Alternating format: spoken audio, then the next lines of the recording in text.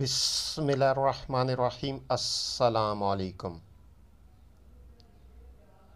وہ چیزیں جو ترک نہیں کی جا سکتی۔ امام محمد باقر علیہ السلام نے فرمایا،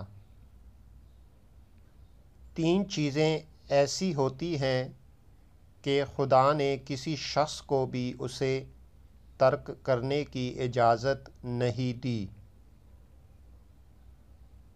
نمبر 1، امانت کو واپس کرنا، خواہ صاحب امانت نیک ہو یا بد۔ نمبر 2، وعدے کو پورا کرنا، چاہے وعدہ نیک آدمی سے کیا ہو یا برے سے۔ نمبر 3، والدین سے نیکی اور اچھا سلوک کرنا، خواہ نیک ہو یا بد۔